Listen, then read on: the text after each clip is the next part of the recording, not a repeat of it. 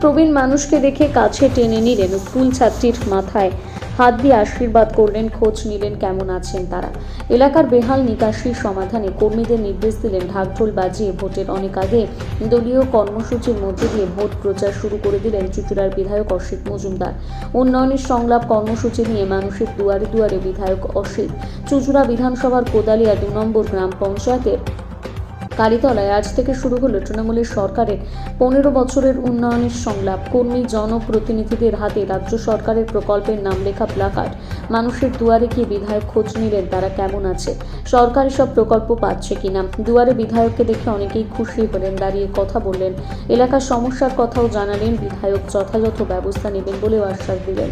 দলের নির্দেশে প্রতিটি বিধানসভায় রাজ্য সরকারের 15 বছরের সাফল্য তুলে ধরে মানুষের কাছে ঘুরবেন বিধায়ক জনপ্রতিনিধিরা।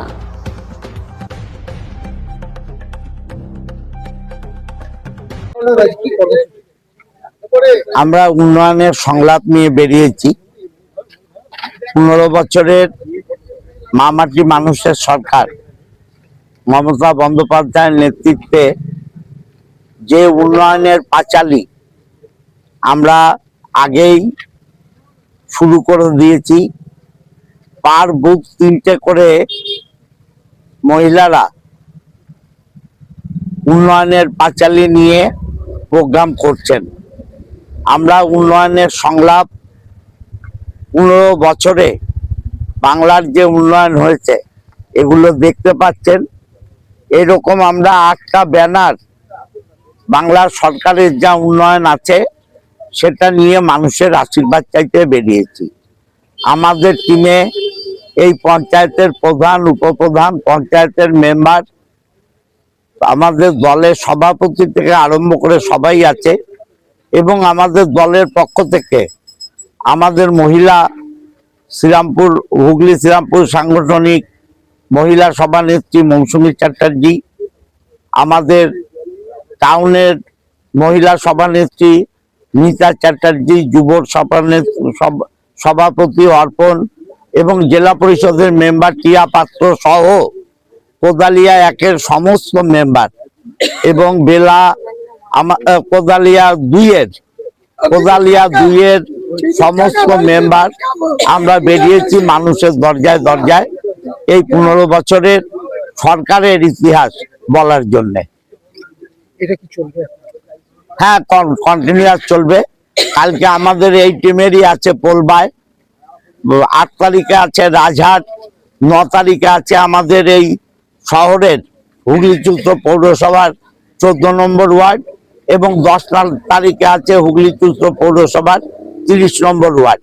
প্রথম এই 5 দিনের প্রোগ্রাম আমরা পেয়েছি, 5 দিন বাদে আবার চলবে।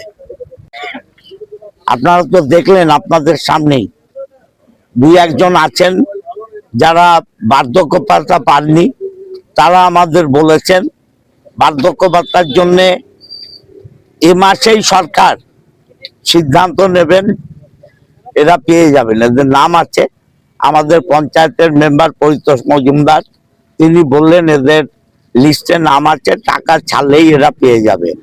আর কিছু সমস্যা আছে, ড্রেনেজ পরিষ্কার নেই।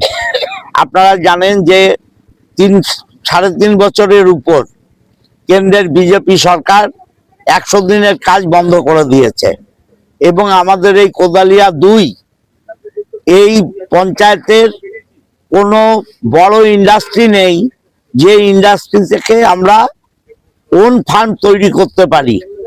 অতএব আবর্জনা আছে, ড্রেন অপরিষ্কার আছে।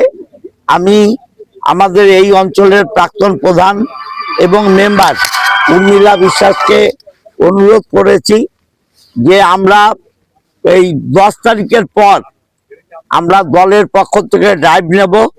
যেহেতু কেন্দ্রীয় সরকার কোনো টাকা দেয় না, আমরা নিজেরাই এই ড্রেনগুলো পরিষ্কার করার ব্যবস্থা করব। 2026-এর টার্গেট দিচ্ছে, গোষ্ঠী কন্দন শুনবে না দল, সেই নীতি। গোষ্ঠী তো আমাদের দলে নেই। আমাদের দলে একটাই গোষ্ঠী, সেটা মমতা ব্যানার্জি, অভিষেক ব্যানার্জি। আমাদের দলে কোনো গোষ্ঠী নেই। তৃণমূল যারা করবে মমতা ব্যানার্জি, অভিষেক ব্যানার্জির নির্দেশ মেনে চলতে হবে। বিধানসভা ভোটের আগে কোনো অভিযোগ শুনবে না দল, সেই টার্গেটও দিয়েছে। অভিযোগ তো নেই দলের মধ্যে, অতএব অভিযোগ শোনারও প্রশ্ন আসে না। আমরা সবাই এক, সবাই অভিষেক ব্যানার্জি, মমতা ব্যানার্জির নির্দেশে চলি এবং নির্দেশে চলবো। আলাদা করে এই যে উন্নয়ন 15 বছরের সরকার এইভাবে প্রচারটা কেন করছে? দেখুন, মানুষ বিবাহ বার্ষিকী কেন করে, মা বাবার জন্মদিন মৃত্যুদিন কেন করে, ছেলে মেয়ের জন্মদিন মৃত্যুদিন কেন করে? জিনিসটাকে মনে রাখার জন্যে এবং সেটাকে স্মরণ করার জন্যে। তা সরকার 15 বছরে কি করলো সেটাকে মনে করে দেওয়ার জন্যে আমাদের এই প্রচার সূচি।